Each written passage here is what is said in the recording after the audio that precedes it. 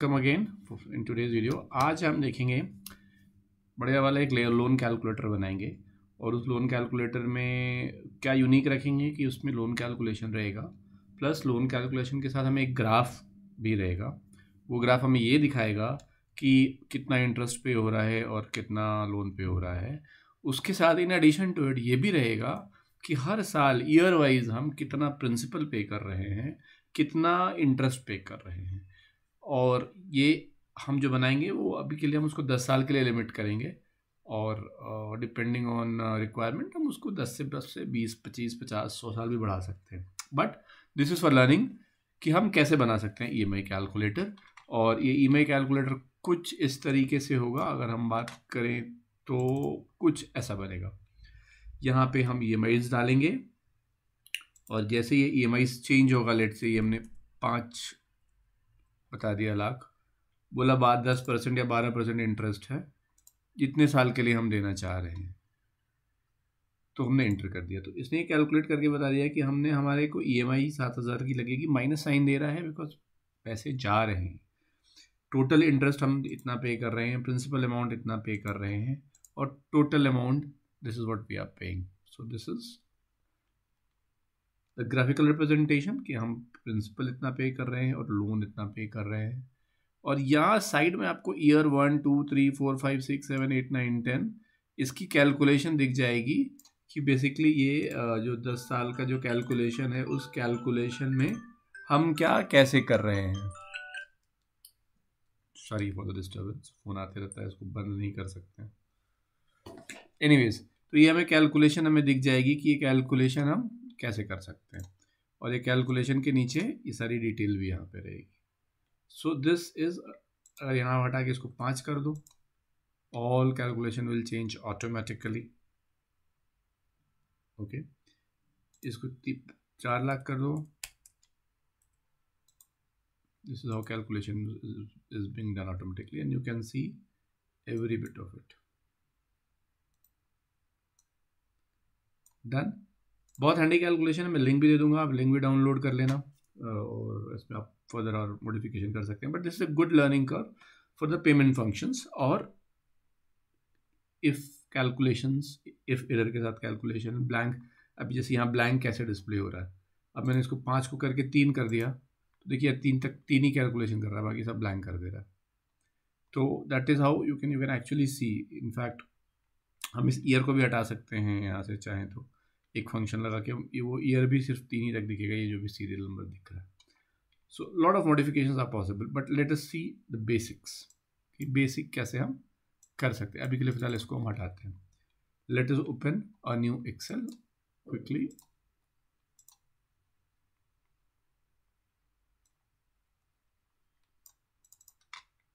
Done, ये Excel आप हमारे पास है नाउ। अब इस एक्सेल पे हमें जो जो करना है थोड़ा बड़ा कर देते हैं ताकि देखने में आसानी होगी। फॉर्मेट हम थोड़ा सा फास्ट करने के लिए फॉर्मेट उठा के लेते आते हैं, जो फॉर्मेट हमारा पहले से बना हुआ है, सो दैट हमें उस पर मेहनत नहीं करना पड़े।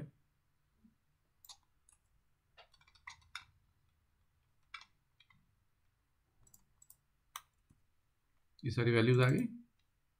This is what we are going to calculate. अब बात रहा कि इसके फंक्शंस को हम कैसे कैलकुलेट करेंगे। तो जो सबसे पहला फंक्शन है लोन अमाउंट, वो तो हमें खुद से प्रोवाइड करना होगा, तो हमने खुद से कुछ भी प्रोवाइड कर दिया, ठीक है। इंटरेस्ट रेट कितना रहेगा ये हम खुद से प्रोवाइड करेंगे, डन। और कितना टाइम पीरियड के लिए हम लेना चाहते हैं ये भी हम खुद से प्रोवाइड करेंगे।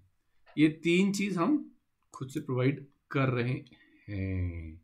अब इसके बाद की कैलकुलेशन हमें देखनी है कि इसकी जो बाद की कैलकुलेशन है वो कैसे 1 by 1 करके इसके अंदर आएगी। So let us see that next. अब ये जब कैलकुलेशन इसमें करेंगे तो इस कैलकुलेशन में प्रिंसिपल अमाउंट तो उठा के एज इट इज़ डाल देना है। प्रिंसिपल अमाउंट में कोई चेंजेस है नहीं, so this is the principal amount जो हमारा उठ के आ जाएगा। क्लियर, इसको थोड़ा सा बैकग्राउंड चेंज कर देते हैं। अब प्रिंसिपल अमाउंट उठ के आ गया तो दूसरा हमारा जो फंक्शन है कैलकुलेट ईएमआई। तो ईएमआई कैलकुलेट करने के लिए जो हम फंक्शन यूज़ करेंगे उसका नाम है PMT function. So we will say कि पीएमटी फंक्शन यूज़ करो अब पीएमटी फंक्शन में पहला जो बोल रहा है कि रेट बताइए, रेट कितना है। तो हमारे केस में जो रेट है वो यहाँ पे पड़ा हुआ है, दिस इज द रेट। तो मैंने बोला रेट हमारा C5 है, हमने 10% दिया था बट यहाँ पे वो परसेंटेज ले लिया, तो I will change the value, कर ही देते हैं इसको चेंज, ऐसे क्यों दिखा रहा है, ठीक है। अब हमने यहाँ पे फंक्शन डाला पीएमटी। पीएमटी फंक्शन में हमसे पहले पूछेगा कि रेट क्या है, तो रेट क्या है, तो हमारा रेट है ये, बट चूंकि ये रेट ईयरली है, पर एनम है, तो पीएमटी फंक्शन का को हमें मंथली रेट बताना होता है। तो मंथली रेट बताने के लिए हम 12 से सिंपल डिवाइड कर देते हैं, हमने 12 से डिवाइड कर दिया तो हमें मंथली रेट मिल जाएगा। अब उसके बाद दूसरा क्या है, इज कितनी पेमेंट्स हमें देने हैं, कितना टाइम पीरियड कितना है, नंबर ऑफ पीरियड्स। तो हमारे पास नंबर ऑफ पीरियड्स 4 है, बट ये ईयरली मैंशनड है। तो चूंकि हमारा पेमेंट अगर मंथली हो रहा है तो हमें 12 से डिवाइड करना है, 12 से मल्टीप्लाई करना है। और अगर मंथली नहीं कर रहे हैं पेमेंट, हम ईयरली पेमेंट कर रहे हैं, तो यहाँ पे कोई 12 से डिवीजन नहीं होएगा, डायरेक्ट सिर्फ C6 लिख के छोड़ देंगे, क्योंकि ईयरली पेमेंट हो रहा है। क्वार्टरली हो रहा है तो 4 से मल्टीप्लाई कर देंगे, क्योंकि साल में 4 बार पेमेंट जाएगी क्वार्टरली, ठीक है। उसके बाद next is comma, next value, present value कितना है हमारा, ये हमारा प्रेजेंट वैल्यू है, कॉमा फ्यूचर वैल्यू कुछ रहना है क्या, तो हम तो चाहेंगे कि हमारा लोन ख़त्म हो जाए तो 0 कर देंगे। अगर हम चाहते हैं कि फ्यूचर में लोन पे करते करते 50,000 फ्यूचर वैल्यू बच जाए, तो हम 50,000 लिख देंगे, सो दैट कि फाइनली कितना पेमेंट बचाना चाहते हैं हम उतने टाइम पीरियड के बाद वो हमें शो कर देगा। बट एज ऑफ नाउ हम पेमेंट कुछ नहीं बचाना चाहते हैं। तो ये हमारा फाइनल कैलकुलेशन निकल के इसके ऊपर आ गया है। अब हम इसको करके देखते हैं, मालूम नहीं, यहाँ 12% कर दिया और यहाँ पे 3 ईयर्स कर दिया, कैलकुलेशन हो रहा है, ईएमआई कैलकुलेट हो रही है। अब टोटल ईएमआई हमने कितना पे किया है ये हमें निकालना है, और फाइनली टोटल पेमेंट हमने कितना पे किया है ये हमें निकालना है। ये दो चीज़ निकालेंगे तो हमारा ये कैलकुलेशन टोटल क्लियर हो जाएगा। तो अब ये निकालने के लिए बहुत ही आसान है कि हम पहले ये निकालें कि हम पे कितना कर रहे हैं और उसको प्रिंसिपल अमाउंट से माइनस कर देते हैं। तो अगर हम यहाँ पे ये करते हैं कि हमारा प्रिंसिपल अमाउंट क्या है, हमारा प्रिंसिपल अमाउंट ये है, डन, माइनस पेमेंट हम कितना कर रहे हैं, तो पेमेंट हम कर रहे हैं, एक ब्रैकेट में डालते हैं, दिस इज द अमाउंट जो ईएमआई हमारी निकल के आई है,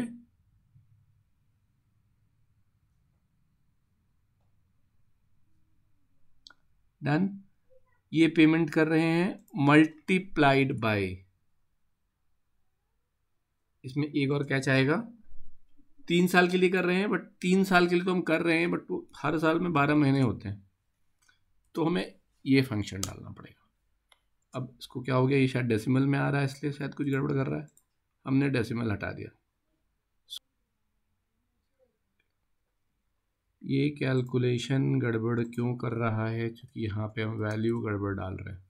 सो this is the loan amount that is coming, क्योंकि हम वहाँ पे माइनस डाल रहे थे और ऑलरेडी फिगर माइनस में है तो वो माइनस में बढ़ा दे रहा था, तो हमें यहाँ पे जो वैल्यू डालना पड़ेगा वो प्लस में डालना पड़ेगा, प्लस दिस मच, ओके, ये वाला वैल्यू प्लस में डालना पड़ेगा। तो C8 is this, calculate EMI multiplied by number of time that we are paying the EMI, 12 per year 12 EMIs multiplied by 3, 36, तो C8 को 30 से मल्टीप्लाई करेगा, जो भी वैल्यू निकल के आएगा उसमें से लोन अमाउंट माइनस हो जाएगा, तो we will get the interest क्या पेबल है, वो इंटरेस्ट निकल के आ गया, एक पार्ट खत्म हो गया। अब इंटरेस्ट निकल के आने के बाद टोटल पेमेंट निकालना है, तो टोटल एज दैट,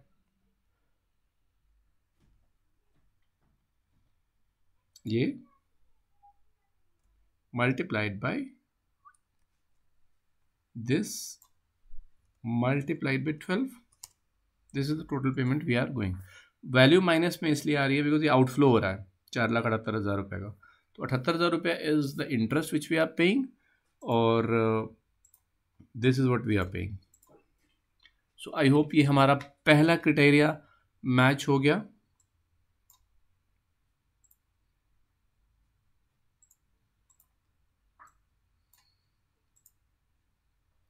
इसमें थोड़ा वो जो भी चेंजेस करना है हम कर सकते हैं। डन, काम खत्म। अब इसको होने के बाद जो नेक्स्ट है, हमें दो चीज़ के ऊपर ग्राफ प्लॉट करना है। पहला तो कि कितना हम इंटरेस्ट पे कर रहे हैं और प्रिंसिपल अमाउंट कितना है। डन, तो हमने ये दोनों उठाया, सिंपल सा ग्राफ बन जाएगा। इंसर्ट किया, ग्राफ में गए, ये ग्राफ बना दिया, इसको थोड़ा छोटा कर दिया, जो भी सेट करना है। ये देखिए, अब इस ग्राफ में थोड़े बहुत मॉडिफिकेशंस कर रहे हैं हम। इसको बोलते हैं चार्ट टाइटल नीचे हटा दो, लीजेंड रहने दो, डेटा लेवल दे दो और डेटा लेवल आउटसाइड दो ताकि बाहर में डेटा लेवल दिखाई पड़े। और उसके बाद थोड़ा सा और ऑप्शन में हम चले जाते हैं। यहाँ पे हम क्या चाहेंगे कि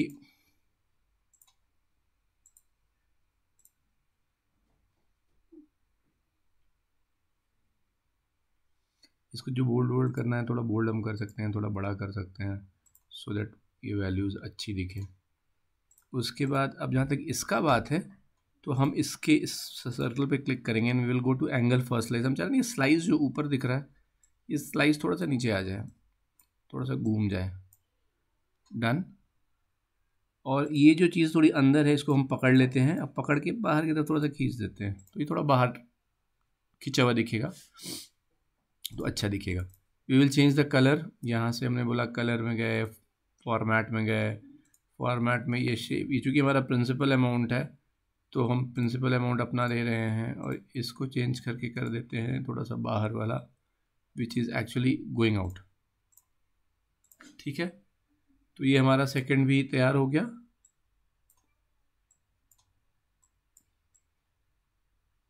डन, बहुत आसानी से। अब बच गया तीसरा वाला। अब तीसरा वाला बचने के लिए हमें तीन चीज़ पे करनी है, अगर आपने देखा होगा तो हम यहाँ पे इसका फॉर्मेट बना ले रहे हैं। ये तीन चीज़ है, ईयर, प्रिंसिपल और इंटरेस्ट।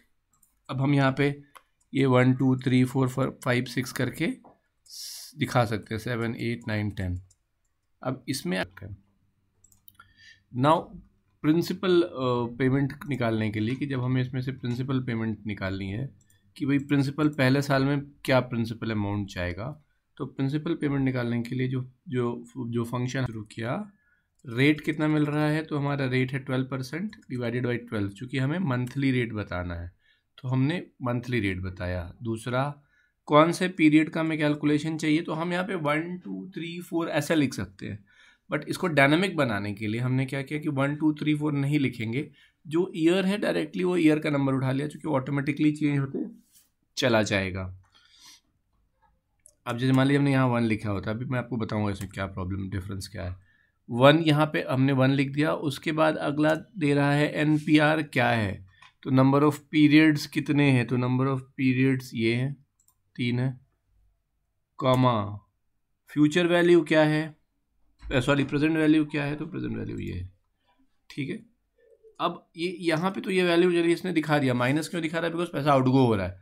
अब लेकिन जब इसको हम कॉपी करने जाएंगे ना तो सब की खिचड़ी बन जाएगी। अब इसमें कुछ रेफरेंसिंग में चेंज कर देते हैं। इसको रेफरेंसिंग में चेंज करने के लिए हम क्या करेंगे कि ये C5 को फ्रीज़ कर देंगे, ठीक है, C4 को फ्रीज़ कर देंगे और C6 को फ्रीज़ कर देंगे। अब हमने ये तीनों फ्रीज़ कर दिया। अब ये तीनों फ्रीज़ करके जब हम इसको वापस नीचे लेके आएंगे ना, ये तो हमें सेम वैल्यू दिखाएगा बार बार, बिकॉज हमने ईयर चेंज नहीं किया है, हर में ईयर 1 1 1 ही ले रहा है। तो यहाँ पे भी ये जो था ना ईयर, ये ईयर हमें चेंज करना पड़ेगा, ये ईयर को हटा के यहाँ से हटा के 2 करना पड़ेगा, सॉरी ये ईयर को हमने यहाँ से हटाया और इसको बोला 2, तो ये हमें सेकेंड ईयर का पेमेंट दिखाएगा। फिर ये ईयर को हमने यहाँ से हटा के 3 कर दिया, तो ये थर्ड ईयर का पेमेंट। थोड़ा अपने लिए थोड़ा आसान बनाने के लिए हमने कुछ नहीं किया, ये हमने बोला 1 2 3 नहीं लिखेंगे, आप वैल्यू यहाँ से उठा लो, काम खत्म। तो अभी क्या करेगा, वो वैल्यू यहाँ से उठा लेगा। ठीक है, दिस इज क्लियर। अब अगला प्रॉब्लम, इसको अगर हम पूरा 10 तक कॉपी कर देंगे तो बाकी सब जगह नम नम नम नम कोई नंबर, चूँकि वहाँ पे वैल्यू 3 साल तक का ही है, 3 साल के बाद वैल्यू है नहीं तो वो दिखाएगा नहीं। तो इसमें हम क्या करते हैं, नीचे में एक टोटल दे देते हैं,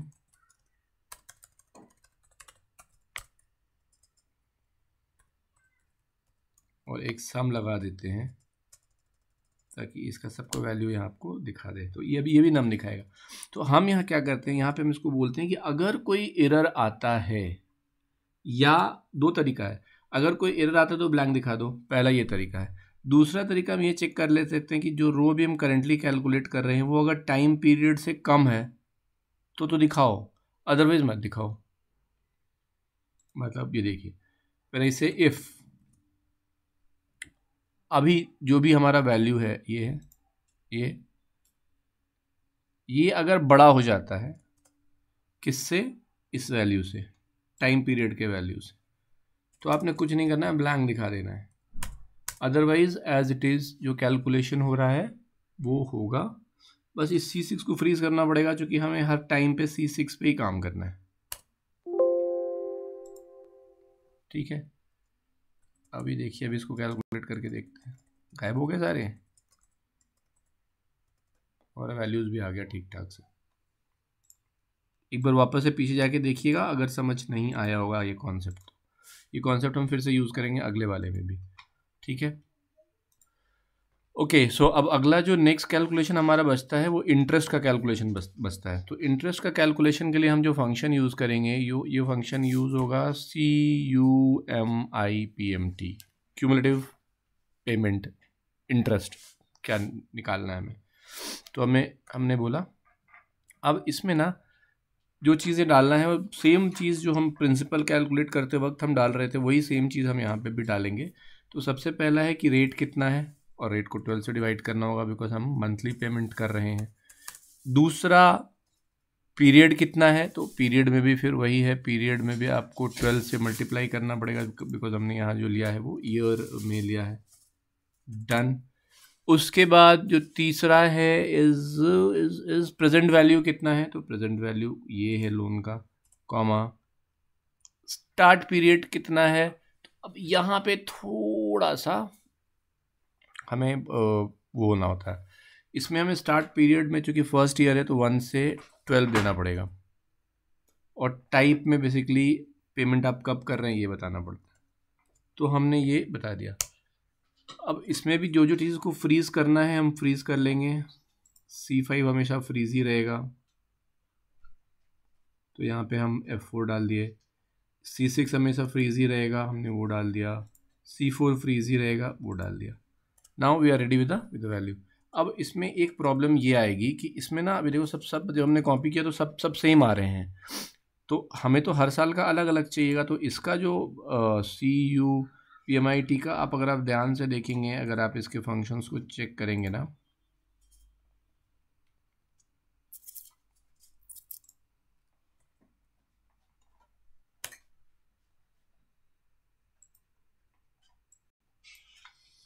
सो बेसिकली ये जो चीज़ लेते हैं ना, ये takes start period and end period, it is and both are required.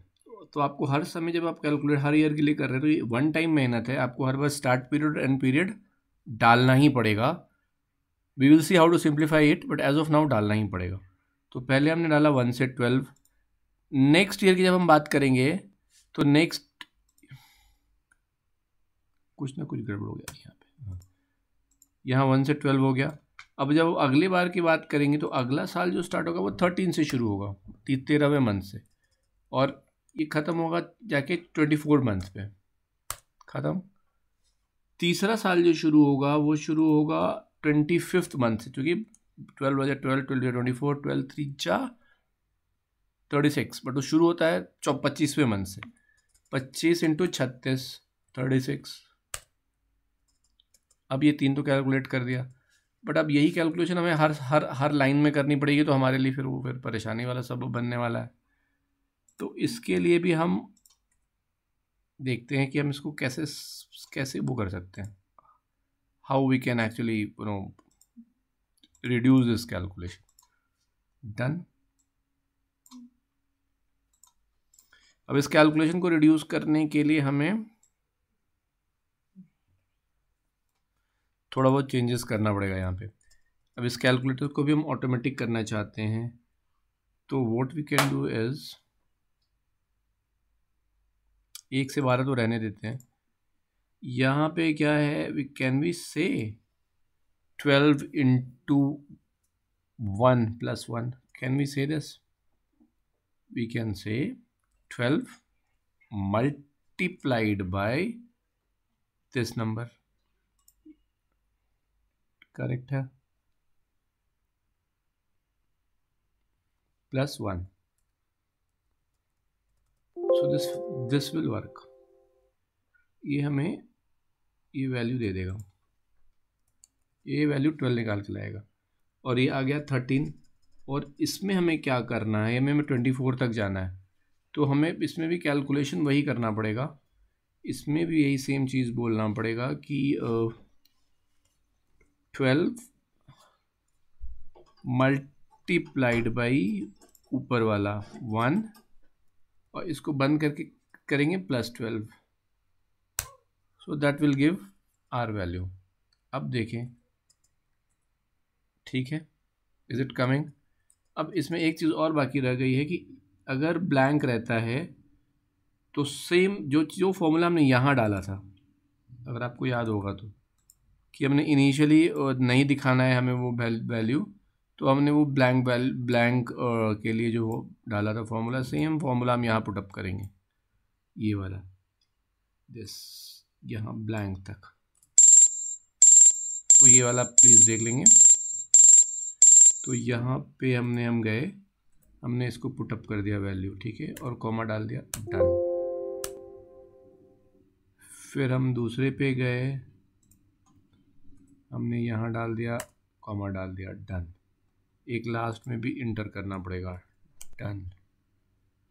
9896, ये यहाँ से उठाए कॉपी कर देंगे तो 9896 आ जाएगा. Now what we are going to do, we are going to reduce this numbers, done.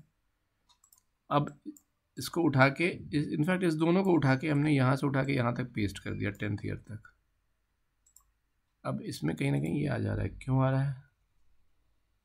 ये नम तो आना नहीं चाहिए, ये ब्लैंक आना चाहिए था. In fact if I6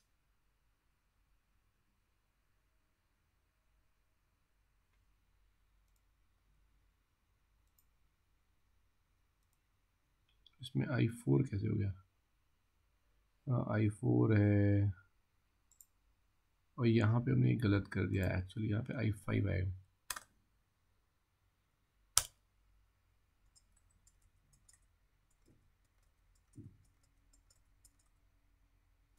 done. Now this function is ready for us. ये देखिए, अब हम करके देखते हैं. सपोज करें यहाँ पे हमने डाल दिया 2 लाख रुपीज़.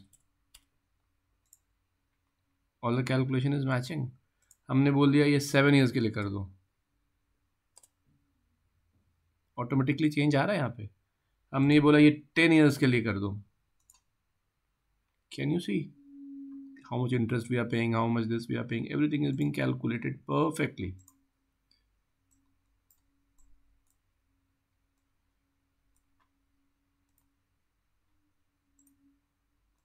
ठीक है, इसको हमने बोला 25 लाख रुपए कर दो, ये 10% कर दो, ये 5 कर दो. कैलकुलेटिंग, ग्राफ भी अपने आप बदल जा रहा है. So this is a simple EMI calculator for you. इसका एक हेडिंग डाल देते हैं, EMI कैलकुलेशन. इसमें भी एक डाल सकते हैं हम, चार्ट टाइटल बोलेंगे, और यहाँ पे चार्ट टाइटल डालेंगे. और फिलहाल के लिए चार्ट टाइटल हटाते हैं बिकॉज वो स्लो थोड़ा छोटा दिखने लग रहा है मुझे. Done. So I hope you like this Excel preparation and you like the formulas used. अगर कहीं कुछ omit हुआ हो, कुछ slow पड़ा हो, sorry for that. I will rectify it into the next coming videos.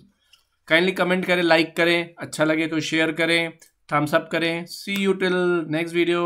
Take care. Goodbye. शुभ रात्रि, शुभ रात्रि.